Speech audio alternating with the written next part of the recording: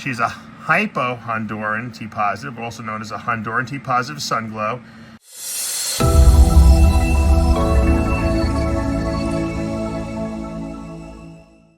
What's up, snake fans? Dave Palumbo here for Muscle Serpents Daily, and we got a video this week. I didn't want to let you guys down. I know it's been real hard. I've been having some issues getting these videos done, but I'll fill you in at a later date. Everything's good though. We're going to look at boas today because I got a lot of boas that are breeding. I got a lot of boas that are growing up, and they're looking really awesome. And I was looking through through my drawers, and I was just like, wow, I got to do a video on these guys. They are just stellar. So stay tuned. It's boa day here at the facility. All right, boa time here in the facility. This is our Hypo Het VPI T positive. As you can see, the scoria usually has black in that tail, and it's all nice and red. That's from the hypo gene. This is Het VPI T positive. We know that the VPI T positive albino gene in the het form definitely lighten stuff up a little bit, even with only one copy. And then scoria is already kind of reduced pattern. This girl, we have our two sisters here too. We'll take a look at them. She's going to be breeding next year, I'm pretty sure.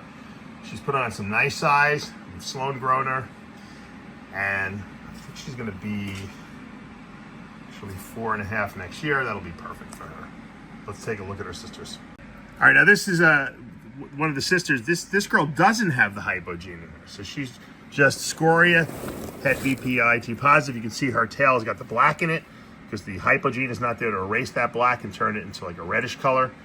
So she's got a little bit more contrast in her with the darker colors, and she's looking great too. She's put on some nice size. They just all ate, so I'm not going to disturb them too much. But she's available. Actually, I'm going to be selling one of the sisters. I haven't decided.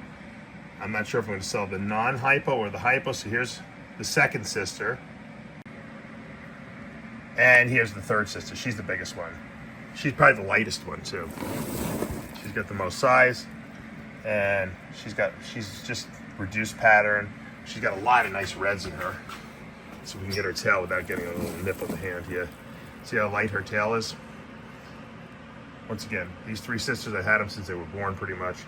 And they've been growing nice, and I really haven't listed any of them, but I think I'm gonna make one available. If anyone's looking to get into this scoria VPI project, let me know.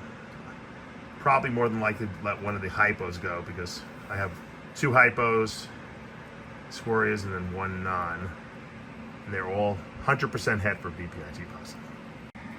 Now I bet if you took a quick look at this little girl, who's not so little, this girl is actually 4 years old. Believe it or not, but she is a dwarf boa. She's not IMG, as it looks like she is. She's not. She is a super Onyx that's 66% het for Honduran T positive blood and anery 2. She's absolutely gorgeous. This is just 2 copies of Onyx in there. You can see that the super Onyx and the leopards look different. They have a little bit of the same look, but they don't. She is very dark. She has almost no pattern. It's like the super Onyx kind of erases pattern, and man, I love this girl. I've been just slow growing her. Look at that iridescence. She really looks like she's got the IMG gene in her, but she does not. They're very dark boas when there's no hypo gene here. They got those dark eyes, and she's just stellar, and I think she might breed for me next year. She's small, but these boas don't get much bigger than this. They're super dwarfs. Look at my hand compared to her. She's tiny. She will breed at that size for sure. I like to give them 4.5, 5 years before they go, just to play it safe. But she probably would have gone this year, but I didn't want to push her. So next year she's in the lineup. Now check this girl out. So she's not the sister of this one. She was born in the same year though as this one. She's a hypo Honduran T positive, also known as a Honduran T positive sun glow. Absolutely beautiful. You can see all that darkness that was in the other snake has been lightened up because the hypo gene is there. Now she only has 1 copy of Onyx, so she has a lot more pattern than the other one had, because the super Onyx kind of erases the pattern. And she's just gorgeous. She's also 66% het for blood and anery 2, and she'll probably go into the breeding program next year. I might be willing to even sell her. I do have a bunch of Onyxes I've been growing up. She's just absolutely gorgeous. All right, here's our red dragon female. This is a blood and also a Col albino at the same time. So we call that a sun dragon, or we actually call it a red dragon. She's also got the hypo gene in her, so then we call that a sun dragon. And I've been just growing her slowly. She's going to be 3 years old next month, and she will go into the breeding rotation this coming season. So she'll be going on 4, and that should be good enough. She has some decent muscle mass on her body, as you can see. She's got some good quality muscle, and that's what we want. But she needs one more season of growing, and I think she'll be perfect.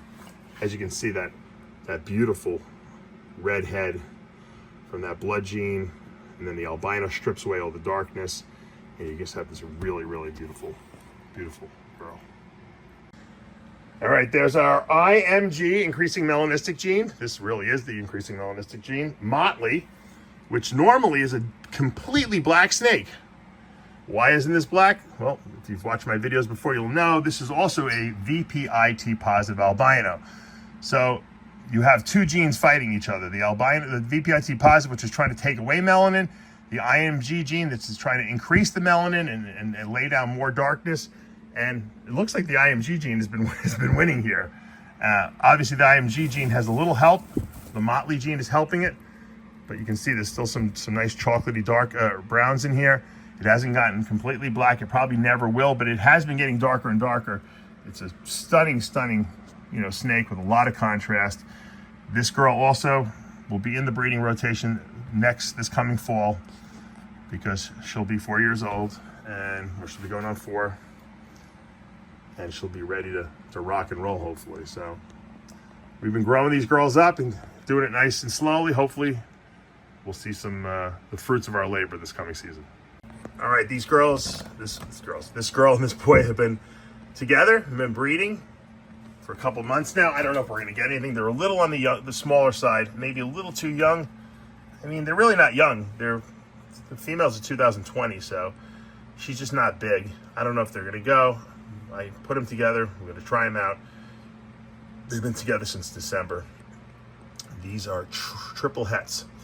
One of them's a Motley triple het. One's a regular triple het.